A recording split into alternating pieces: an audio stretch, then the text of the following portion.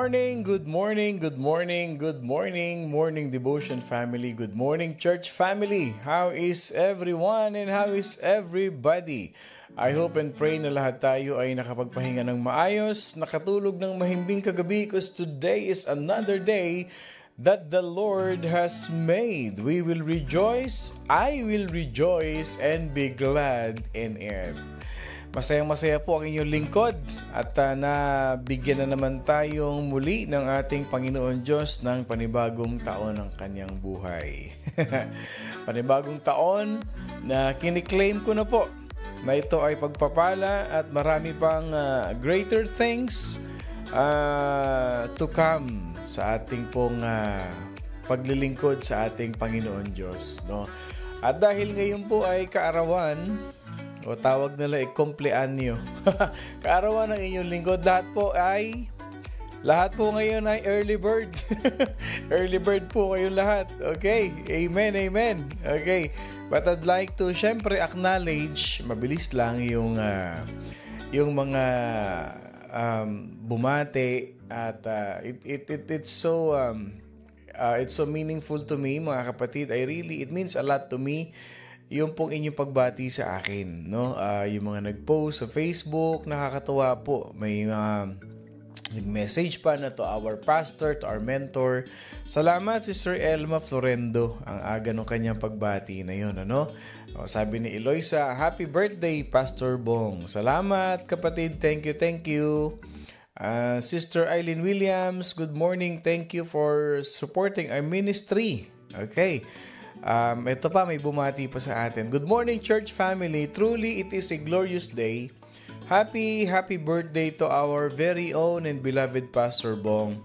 May the goodness of God chasing you all the days of your life. We are blessed with your presence in our lives. We love you with the love of our Lord Jesus Christ. Salamat, kapatid. Thank you. Maraming salamat. Okay, ang aking wifey.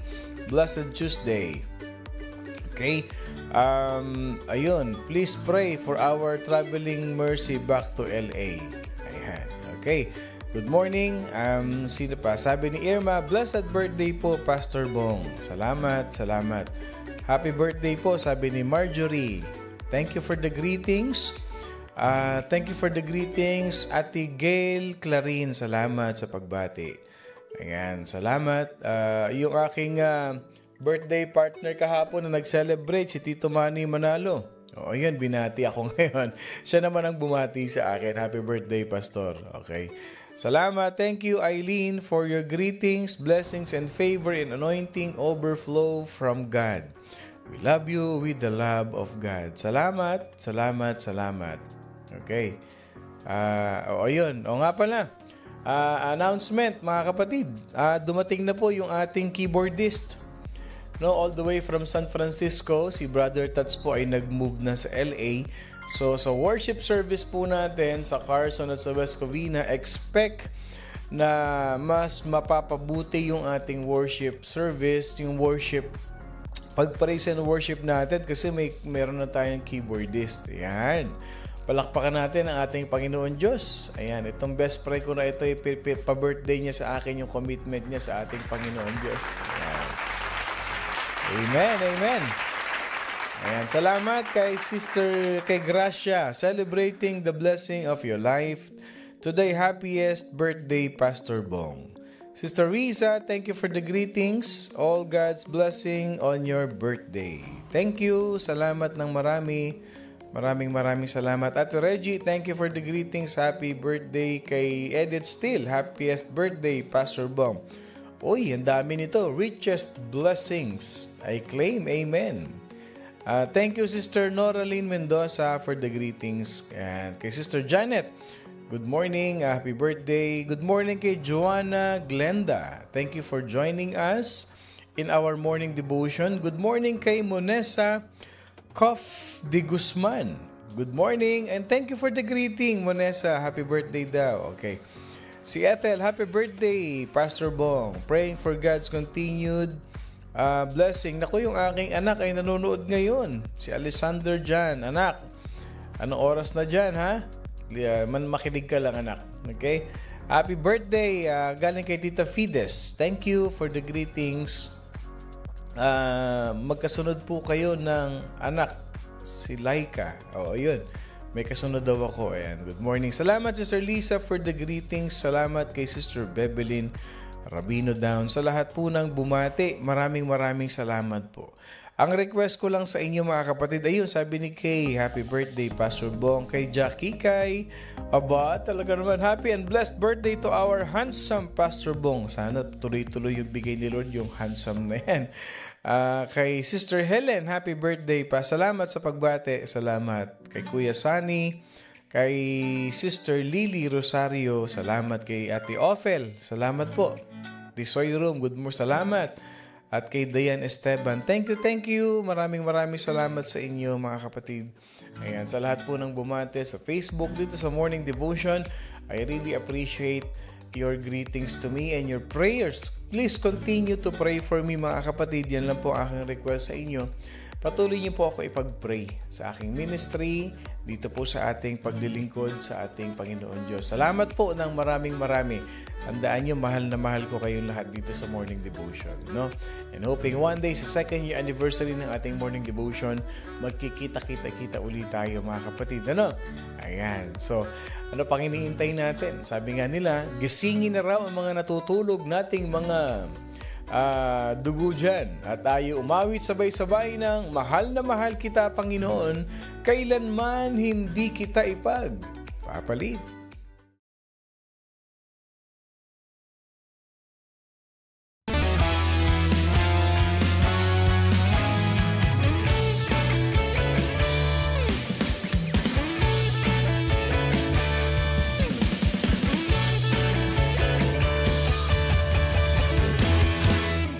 Mahal na mahal kita, Panginoon. Mahal na mahal kita, Panginoon. Kailan may di kita ipagpapalit, pagkat sa piling mo'y langit. Mahal na mahal kita, Panginoon. Mahal na mahal. Mahal na mahal kita, Panginoon. Mahal na mahal. Mahal kita, Panginoon. Kailan may di kita ipagpapalit, pagkat sa piling mo'y langit. Mahal na mahal kita, Panginoon. Habang buhay,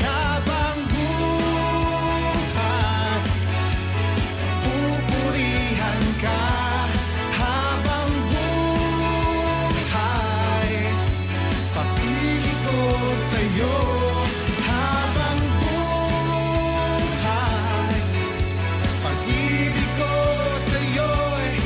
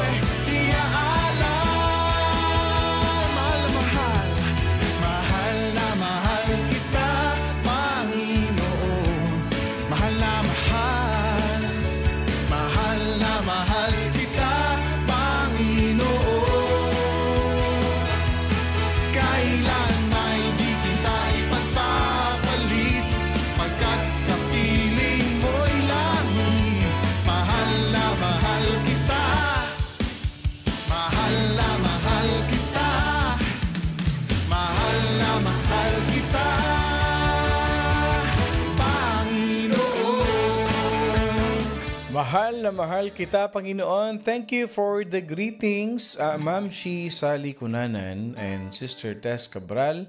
Salamat sa inyong pagbati kay Kuya Boyet, kay Tita Zenaida Montojo. Ayan. Thank you for the stars, Sister Joanna Glenda. Salamat kapatid for supporting our ministry. Salamat din sa pagbati mo, Sister Catherine Kakapit. Ayan. Thank you for the greeting, Sister Shirley Nomorosa. Happy birthday po. May our Lord God give you the desires of your heart. Ayan. Bukas pala ang birthday ng anak ni Sister Noraline. Ayan. Okay. Salamat sa pagbati, Doc Olin. Happiest blessed birthday, Pastor Bong. God bless you richly and abundantly. Ano pa yan ha? Partida pa yan. May back pain pa yan si Doc Olin. Wala na yan. Pag-pray natin mabuti, Doc Olin. No? Get well soon. Get well soon. Salamat sa pagbati kay inaanak, Olan Cuarto. Happiest birthday, Ninong Pastor. Ayan. Salamat sa... ito, matinding ano. Ito, okay. Mabilis lang ha. At doon na tayo sa ating worship song. Happy birthday, Pastor Pogi at Suabe, Bong. May a prayer and desires of your heart to... May Pogi na, may Mr. Suabe pa. As many as possible to come to accept Jesus Christ as their Lord and Savior. All of us will have the boldness and wisdom to share the gospel with our friends and families, that we hunger and committed to serve God to our full potential and to be reflection of His love. My personal wish for you on your birthday, continue to always be on fire, and strength and wisdom always be with you through our greatest helper, the Holy Spirit. Enjoy your special day made by for you. You were born according to His mighty plan. Salamat Kuya Nonoy sa pagbati. Mas maganda kung nandito ka at kasama ka namin dito. Ayan. Salamat Sister Merol. Happy birthday to our handsome pastor. Salamat. Bigyan ng jacket yan. Tita Carol, salamat po. Thank you for the greetings. May God bless you always with this fruit of the Spirit. Ang ating worship ngayon, pasalamatan natin yung kabutihan ni Lord. Lahat ng nag-celebrate ng birthday, lahat ng birthday celebrants today, let us give thanks to God dahil kay buti-buti ng ating Panginoong Diyos.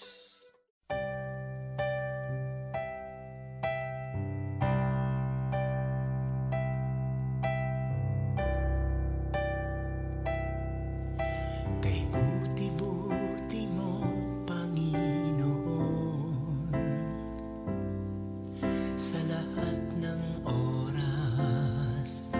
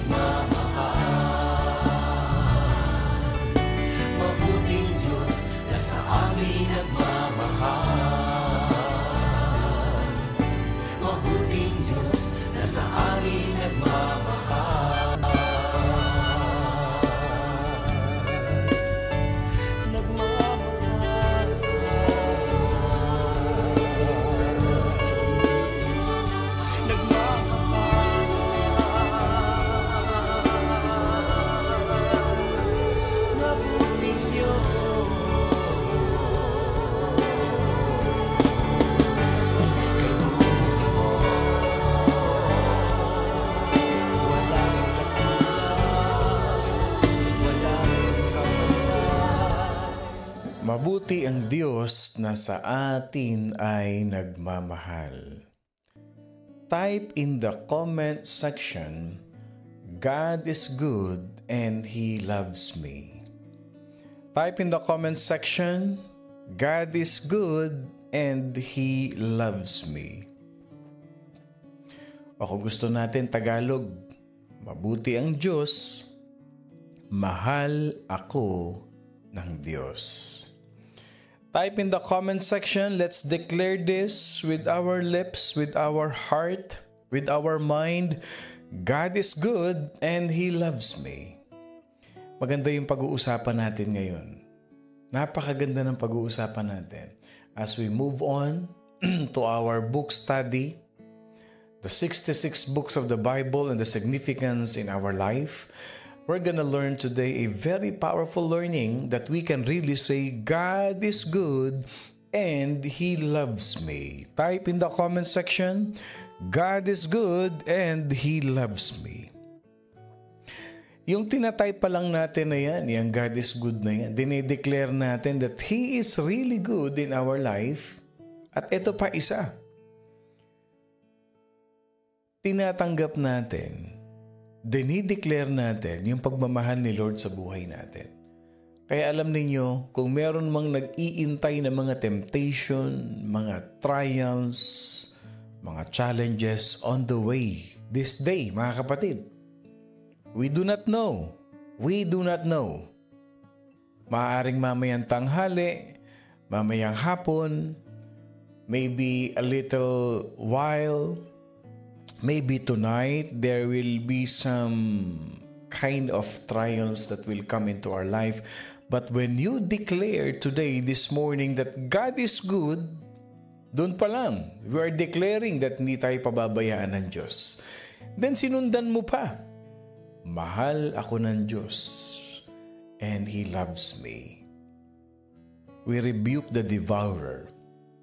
We rebuke the works of the enemy and we claim the love of God in our life.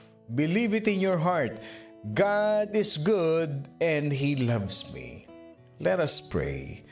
Heavenly Father, Creator of the heavens and the earth, God of Abraham, God of Isaac, and God of Jacob. Lord, we thank You that we became descendants of Abraham and we have the right and we are Your children to claim Your promises to us. Salamat Panginoon Diyos at binigyan mo kami ng napakasarap na pangako Panginoon Diyos that we can really claim that it is ours. Lord, thank You for Your goodness in our life. Lord, thank You for You are good and Your mercy endures forever. Lord, we thank You that Your grace is sufficient to us. Lord, we thank You for all Your favor and provision in our life. Lord, we declare today as we come unto Your presence at Your most holy feet, Father God, whatever it is the desires of our heart, let it be done according to Your will, Father. Salamat ng marami sa iyo, Panginoon Diyos, sa kabutihan mo sa buhay ng bawat isa.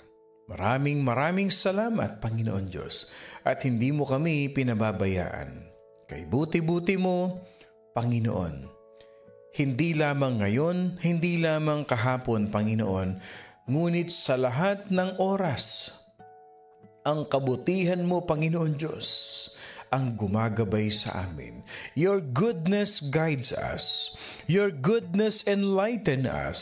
And Your goodness is a light, a lamp unto our feet, Lord God Jesus. And that goodness is Your word.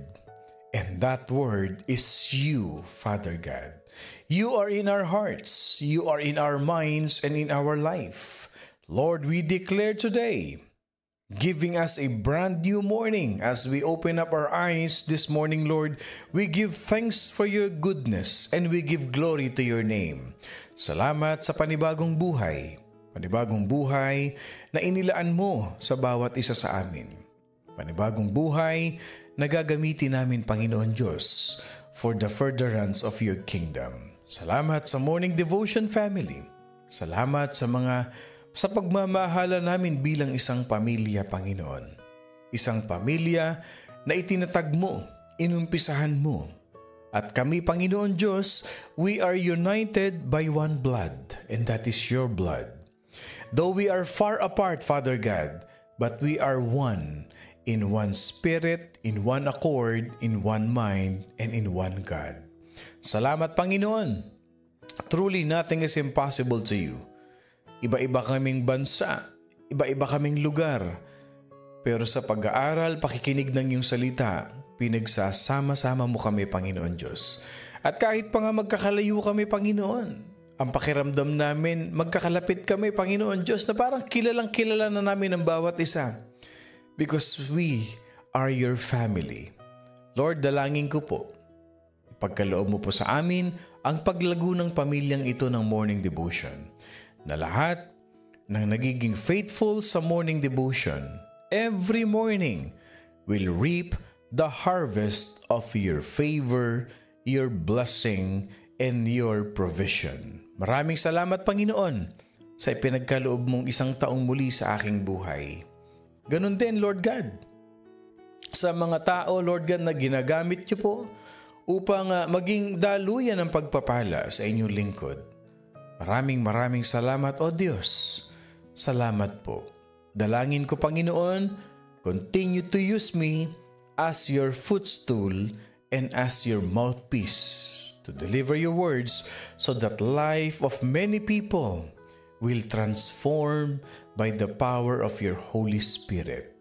Na lahat ng makakapakinig ng Morning Devotion, Lord, ikaw po ang aming itinataas.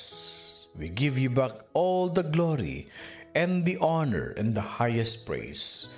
At ipinapanalangin ko sa iyo, Panginoon Diyos, the entire Morning Devotion family, ang mga anak namin, Panginoon, pamilya namin, use us as a channel of blessing, and may you comfort us to those who are in need. May you bless them with bountiful financial provision from you, Lord God, sa lahat ng nangangailangan. And tinataas namin, Panginoon Diyos, ang kalusugan ng bawat isa. Salamat, Panginoon. Sa iyo po ang papuri at mataas na pagsamba. In Jesus' name we pray. Amen. And amen. And amen. Magandang umaga pong muli sa inyong lahat. Ako pong muli si Pastor Bong, bumabati na isang mapagpalang Wednesday morning sa ating lahat. At binabati ko po ang aking sarili. Happy birthday to me. Ang ating pong pag-aaralan, excuse me. Oh, I'm sorry to hear this. On and off pala yung aking audio. Can you please confirm, mga kapatid? Audio is off and on, Pastor. Please let me know para ma-adjust ko po, maayos ko po ito. Is my audio breaking up, mga kapatid? Can you please, i-update nyo nga po ako? Is my audio breaking up? On and off daw po yung aking audio. Oh, okay with me. Okay po sa akin. Okay naman. Oy, okay naman po, Pastor. Okay. Ayun, Tita Carol, paki-ano niyo po. I-reset niyo lang po ulit. Lalabas kayo tapos yes, off and on daw kay Sister Grace. Probably it's the it's the signal sa inyong cellphone. Sabi ni Joanna, okay with me, we're good. Okay. Iano niyo lang po, i-on and off niyo lang po yung inyong maglabas po kayo tapos pasok po kayo ulit. Ayan, clear. Marami po nagsasabi it's clear naman. So it's your signal, mga kapatid, fine with me. Okay. As we continue our morning devotion, we're gonna talk about today the book of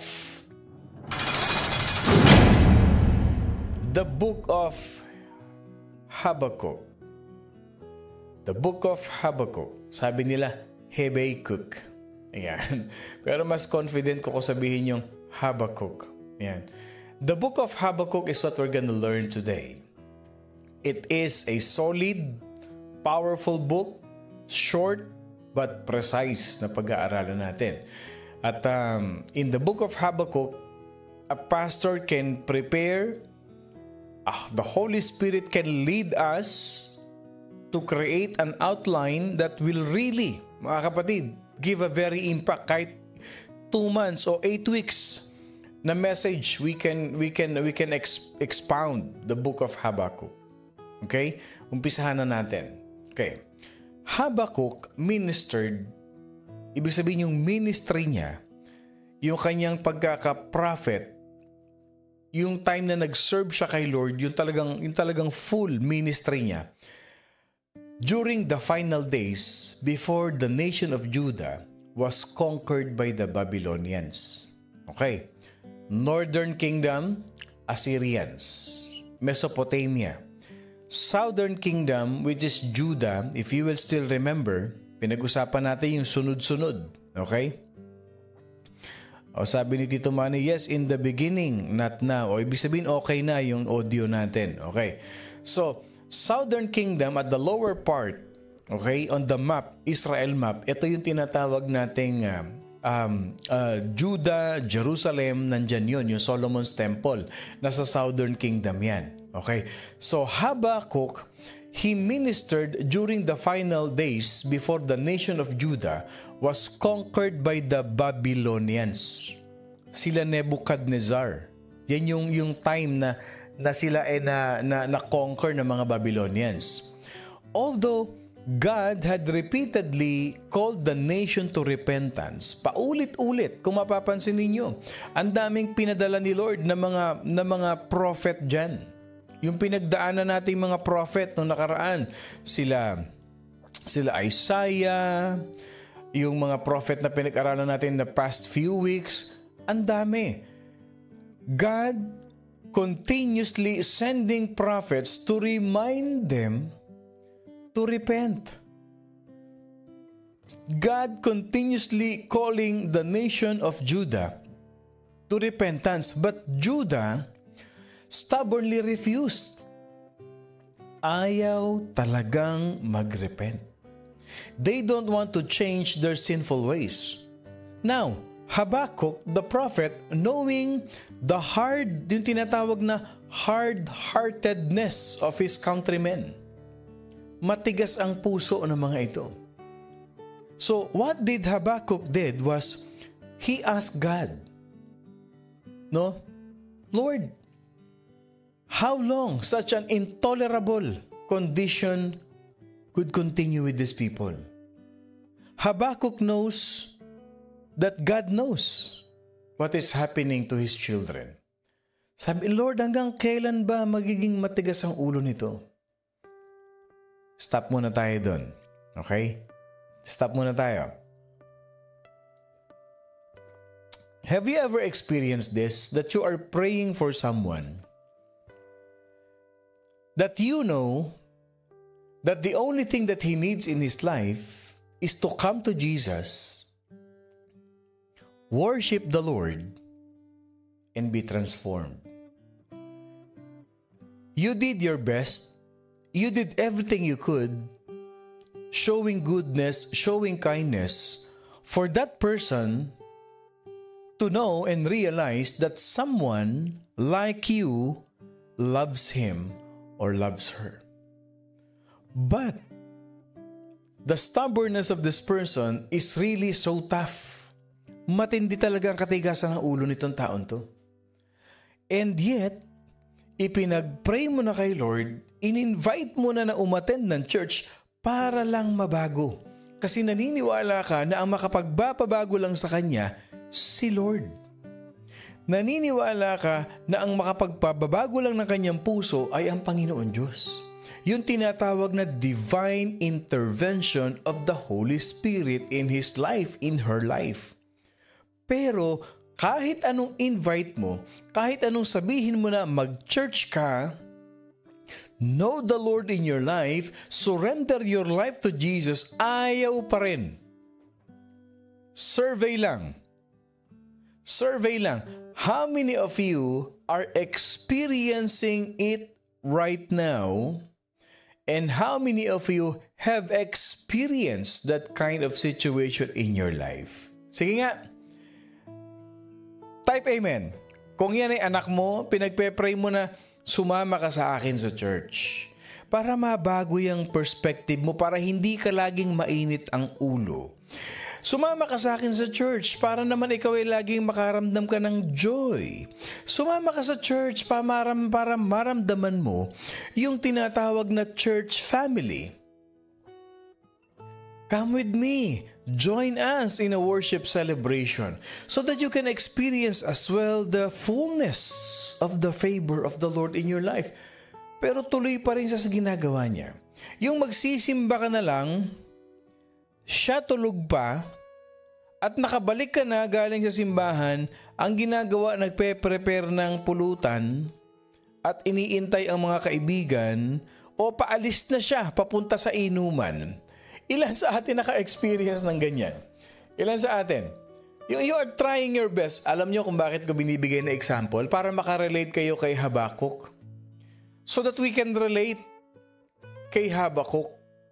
Importante ito eh. Kaya nga ito, 66 books and the significance of these books in our life, mga kapatid. Pero ito yan eh. I don't want you to be discouraged, but tandaan natin, our God, relate kaayo ko ani, sabi ni Eileen Williams. Tinuod day. Kadamo ya. Dami talaga mga ganyan, ano? Yeah, tinan mo, ang dami nag-amen, no? Ang dami nag-amen. At praise God, sabi ni Elma, until now, Pastor, still praying for them for the divine intervention to their family. Sabi ni Nora Lynn, amen. Amen. May iyak pa si Eileen. Dami dahilan. May hugot ito, sigurado. Ayan, ano. Marami sa atin yan. Hindi kayo nag-iisa. Ang katotohanan yan, maraming ganyan ang pinagdadaanan. But praise God, sabi ni Edith, Quincy, suko na ako. Wala na atang pag-asa. Huwag ka mag-give up. I-lay hands mo kung kailangan. Oo, i-lay hands mo. Marami sa ating nakaka-relate niyan. Hindi na yan unusual. Totoong nangyayari sa atin. Alam niyo kung bakit? Kasi spiritual battle is real. Okay. On the side note, tandaan ninyo, we are living in the last days. And there are 4 things that is happening in our world.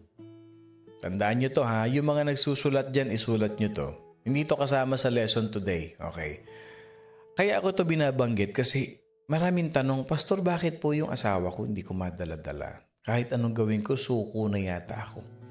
Pastor, yung anak ko hirap kasi may sarili ng buhay Pastor, yung kapatid ko, gusto ko siyang magkaroon ng financial freedom pero ganun pa rin, nagsusugal pa rin, ganyan pa rin. Niyayaya ko nga sa church. Pastor, yung ganito, ang dami. Tandaan nyo, spiritual battle is real. There are 4 things that is really happening in our world today. Number 1, believe in your heart that Jesus Christ is coming.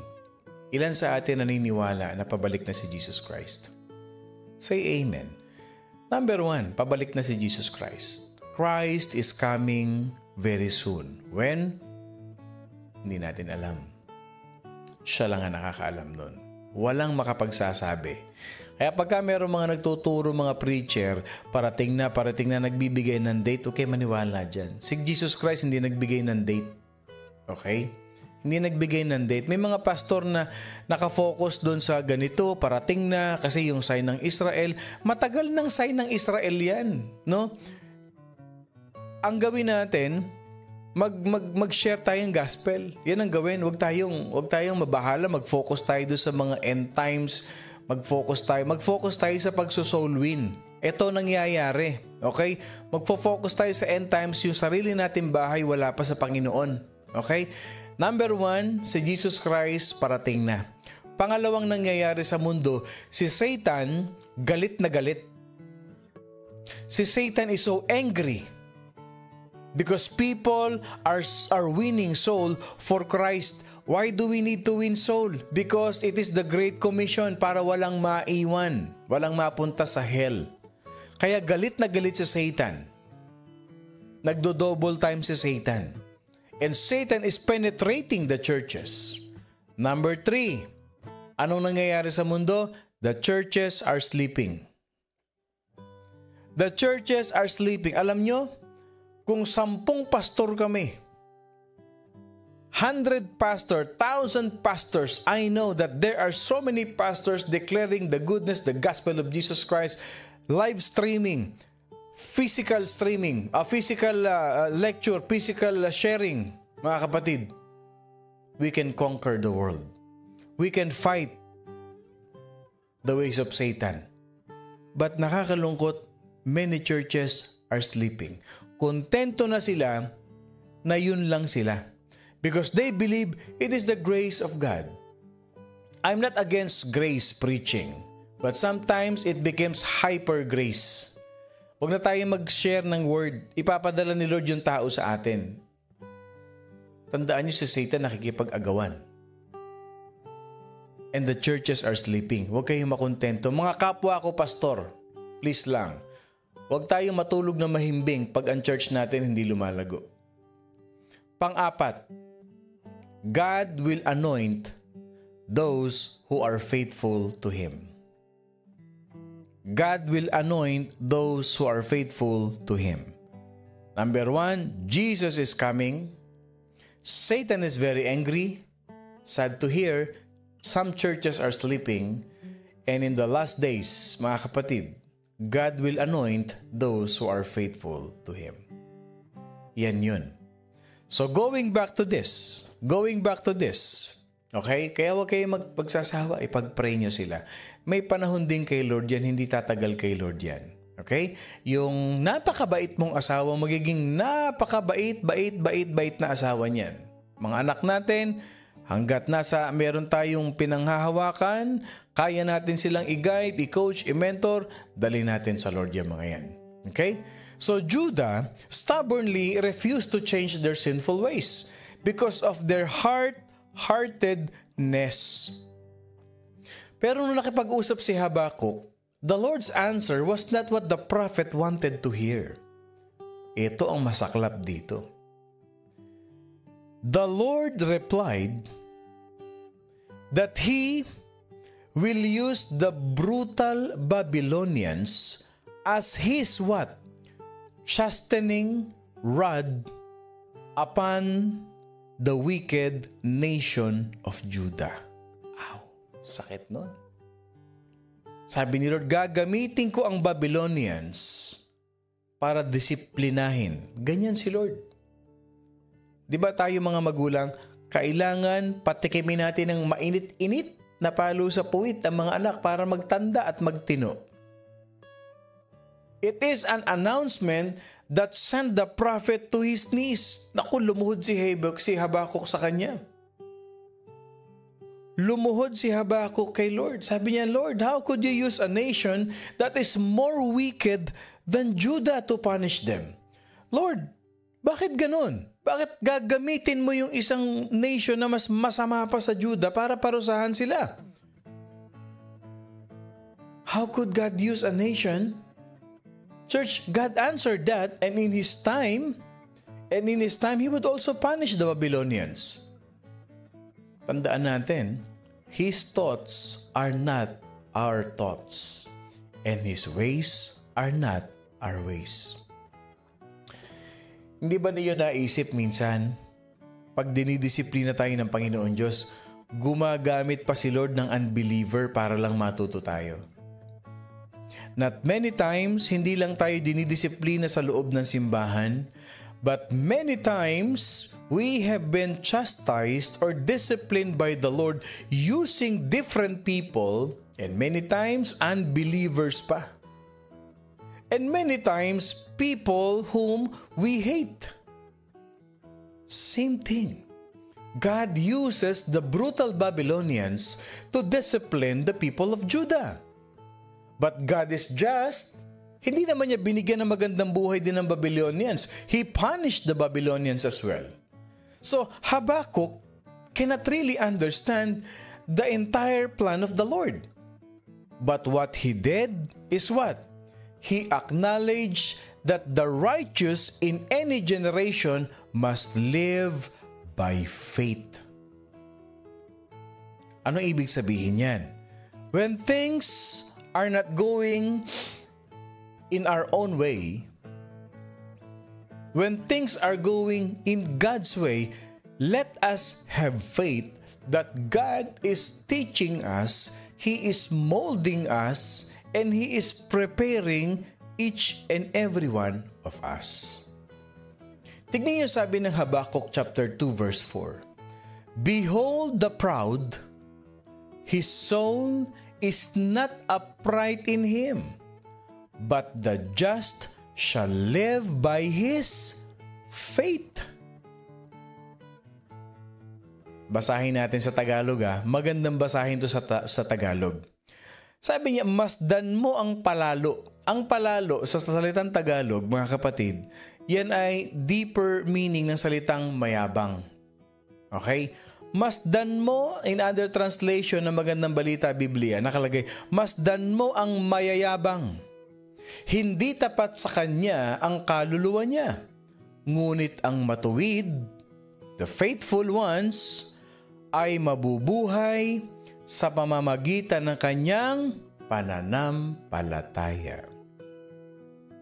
The just shall live by faith.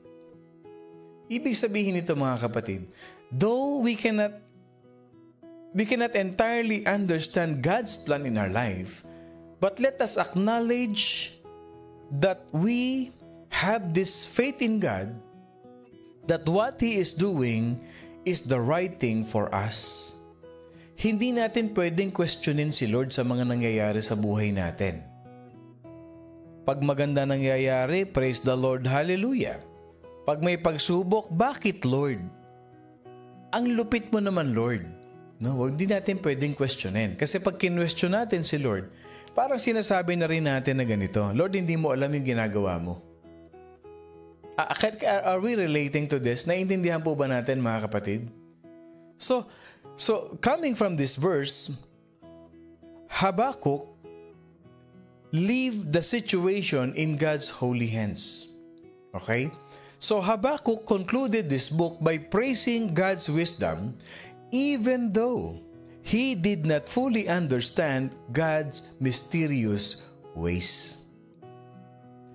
Tinapos niya, kinunclude niya yung kanyang isinulat na, Lord, I praise you. Ito yung sinasabi natin kanina. God is good and He loves me. God is good and He loves me. In all situation, in all circumstances, learn to thank the Lord. Ano mang mangyari sa buhay, matuto tayo magpasalamat sa Diyos. He will never leave you nor forsake you. Habakkuk is an unusual name. No? It is an unusual Hebrew name. It derived from the verb word habak. H-A-B-A-Q. Anong ibig sabihin ng word na habak? Ang ibig sabihin niyan, embrace. Embrace. Okay? Habakkuk come from the Hebrew name habak, which means embrace. So, yung kanyang pangalan probably means one who embrace or one who clings. Tignan ninyo Tignan niyo yung pangalan niya doon sa sinulat niya. Sabi ko kanina, as you read the book of Habakkuk, though he did not understand the ways of God, but still, he clings on to God's hands. He embraces God's hands. Yun eh. At the end of this book, this name becomes especially appropriate because Habakkuk chooses to cling, to embrace firmly to God regardless of what happens to him or to his nation. Alam niyo ba, kinotian dito sa Matthew 3:17-19? Let me read this to you. Lagyan niyo ng note, lagyan niyo ng highlight sa inyong Bible. Matthew chapter 3:17-19. Though the fig tree may not blossom, nor fruit be on the vines, though the labor of the olive may fail, and the fields yield no food, though the flock may be cut off from the fold, and there be no herd in the stalls. 18. Yet I will rejoice in the Lord, I will joy in the God of my salvation. 19. The Lord God is my strength. He will make my feet like deer's feet, and He will make me walk on my high heels to the chief musician with my stringed instruments. Matthew 3:17 to 19, mga kapatid. And I would like to add some more of that verses. Let me just show you, mga kapatid, ha.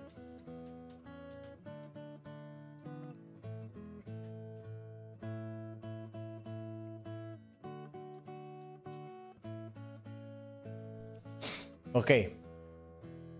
Let me just correct that. Hindi yun Matthew. It's Habakkuk.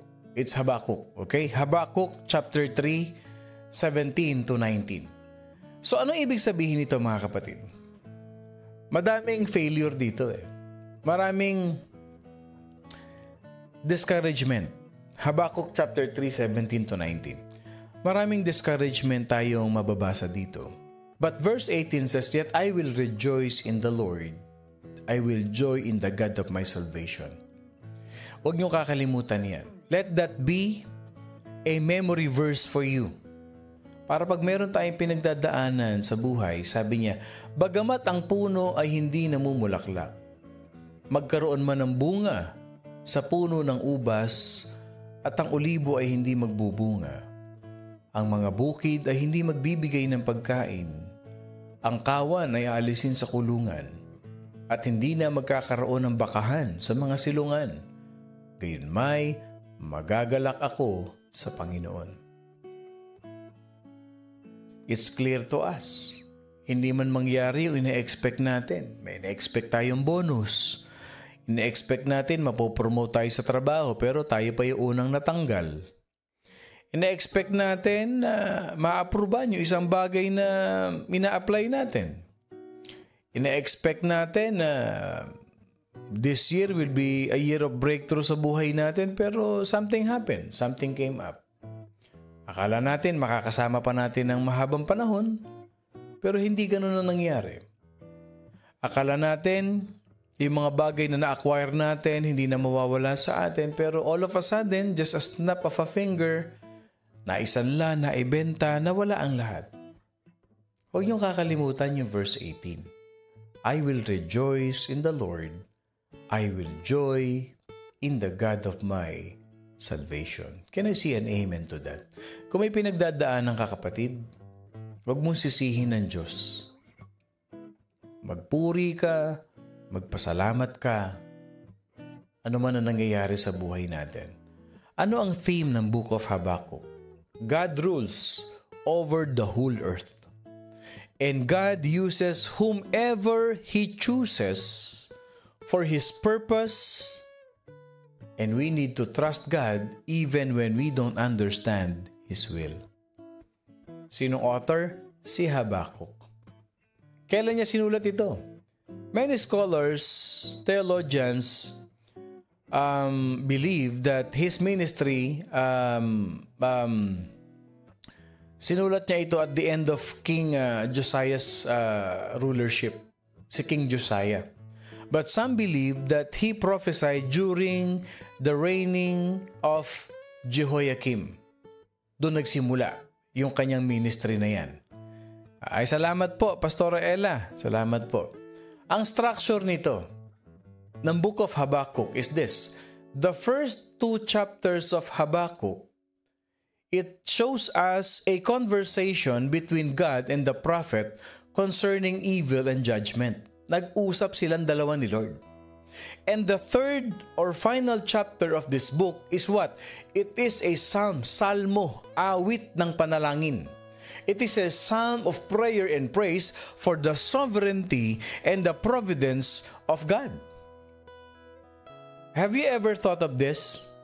Yung meron ka ng mabigat na problema, may pinagdadaanan ka sa buhay, you are into something that you need to go through, that you're in the middle of your darkest time in your life with that problem, and yet you praise the Lord.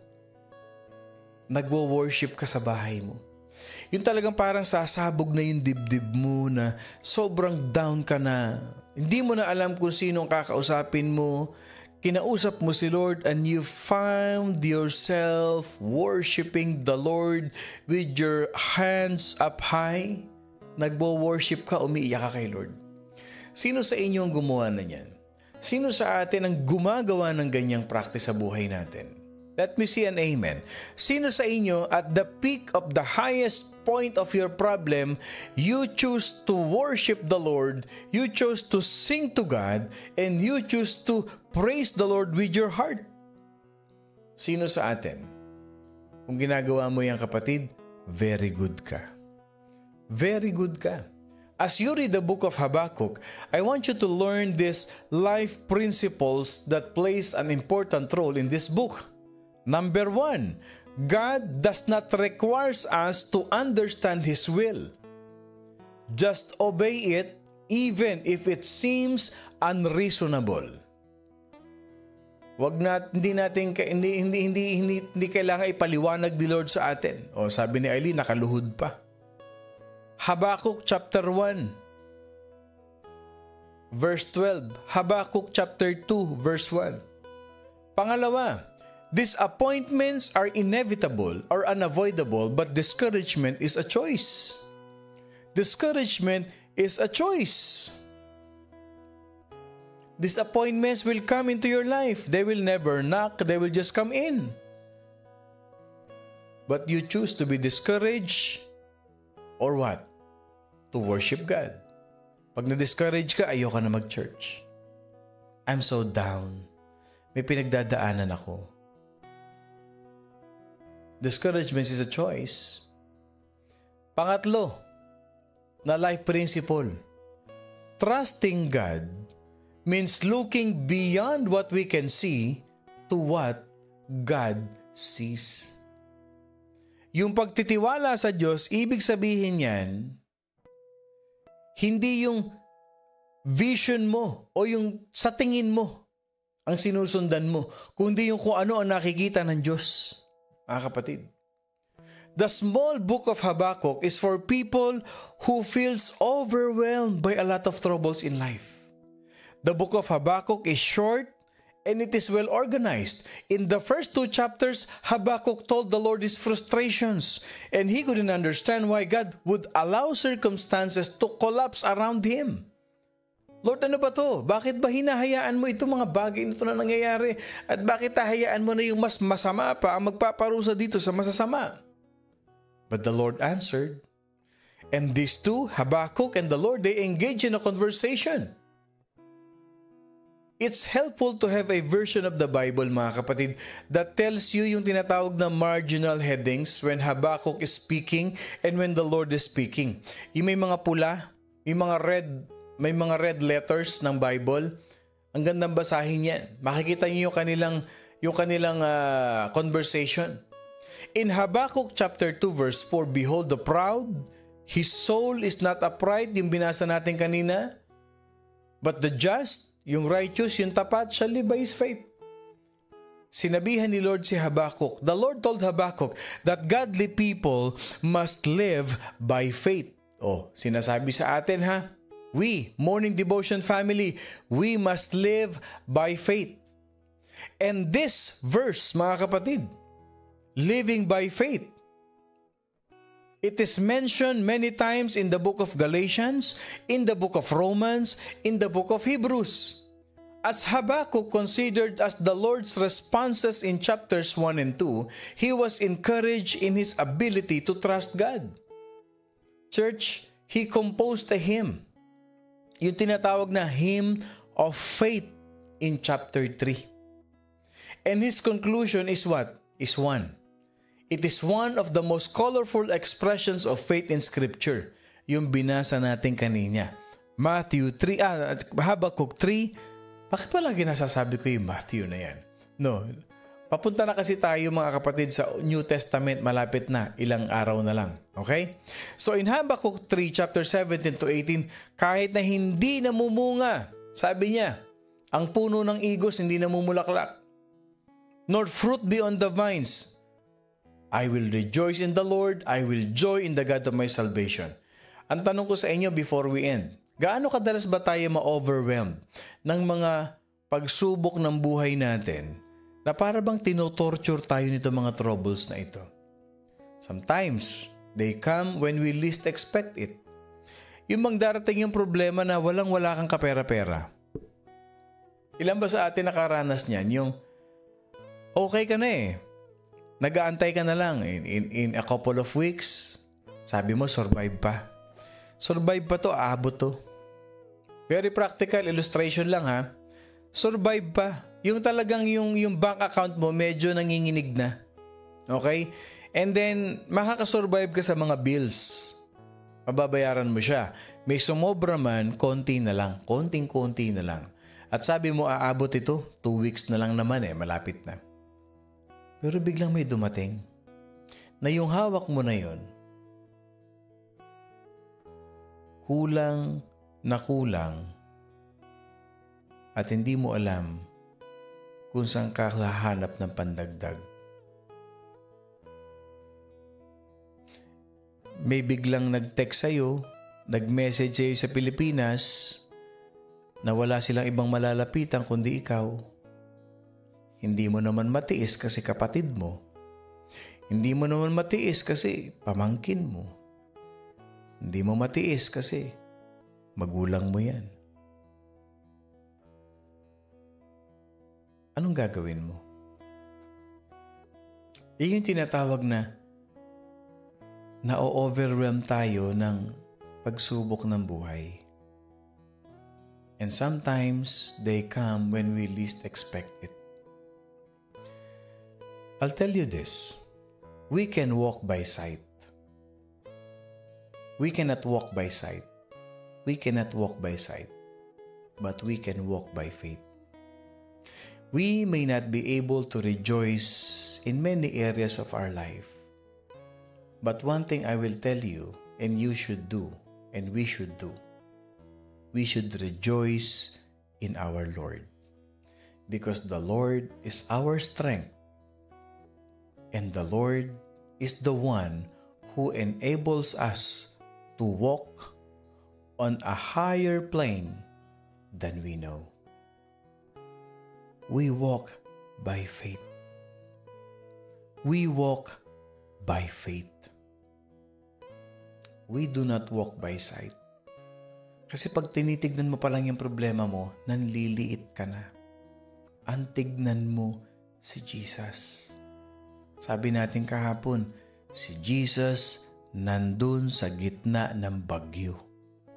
Si Jesus, kinokontrol niya ang bagyo. Di mo kayang kontrolin. All you have to do is to walk by faith. Many years ago, I chose to serve the Lord full time.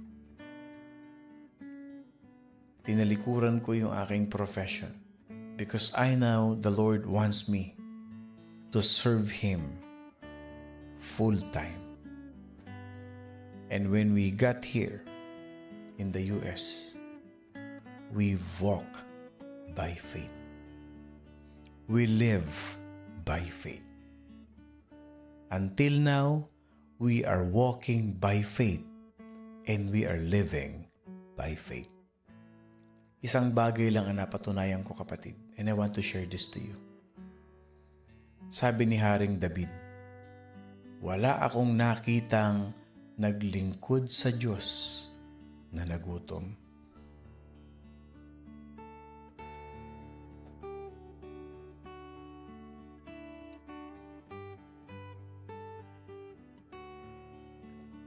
We may not be able to rejoice in some areas of our life,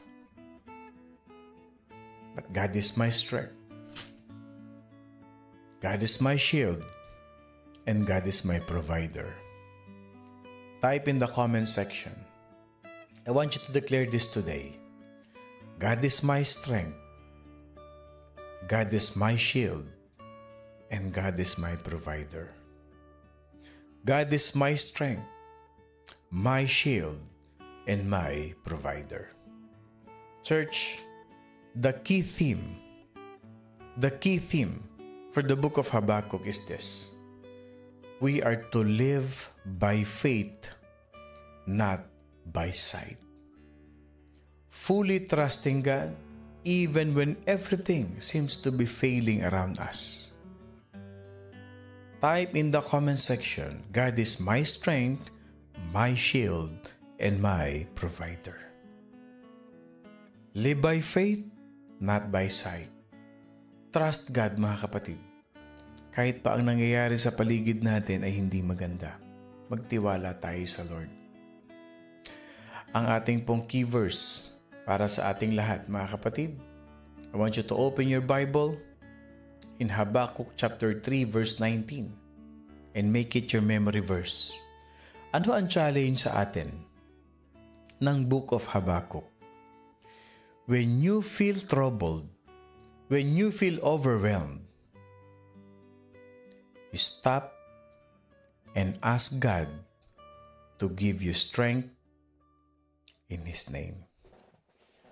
Pag sobrang down ka na, ano pala yung mga anak ko ngayon, nakikinig pala. Yung si Gab Buenaflor, Daddy, happy birthday po ulit. Love you po. Ayan. 25 years old na yan. Love you. Love you, anak. Ayan. Si Lian din kanina, yung aking bunso, nandyan din. When you feel troubled, kapatid, and overwhelmed, at salamat, nakikinig ka sa morning devotion, you ask God, Lord, bigyan niyo po ako ng lakas. Bigyan niyo ako ng lakas para mapagsilbihan ko pa itong aking asawang ito. Lord, bigyan niyo pa ako ng lakas para ma-withstand ko pa yung konsumisyon ko sa mga anak ko. Lord, bigyan niyo pa ako ng lakas sa aking mga pamilya sa Pilipinas. Alam mo na yun, Lord. Bigyan niyo pa ako ng lakas, Panginoon, na patuloy ako maging pagpapala sa maraming tao sa buhay ko. When you feel overwhelmed, huwag ka masyadong tumakbo ng mabilis. Minsan gusto rin ni Lord, huminto tayo. Manalangin sa Kanya. Humingi ng kalakasan sa Panginoon. At kung kinakailangan, nararamdaman mo, umiyak ka kay Lord. Itodo mo yung iyak mo kay Lord. Ilabas mo lahat ng mga discouragement mo kay Lord. Tapos pagtapos mo umiyak, tapos mo isumbong sa Kanya lahat, taas mo yung kamay mo, Lord. You are my strength. Lord, you are my shield. And Lord, you are my provider. Ang sarap sa pakiramdam niya, kapatid. Pag ganyan na naging lifestyle natin, yan yung tinatawag na full dependency on God. Ito na tayo sa key verse, mga kapatid. Huwag niyong kakalimutan ito, ha. Maging natin to, memory verse natin ito. Basahin natin sabay-sabay. The Lord God is my strength. He will make my feet like deer's feet, and He will make me walk on my high heels. Habakkuk chapter 3, verse 19. The Lord God is my strength. He will make my feet like deer's feet, and He will make me walk on my high heels. He is our strength. He is our shield. He is our provider. Let us pray. Lord, thank you. Lord, thank you. And Lord, thank you so much.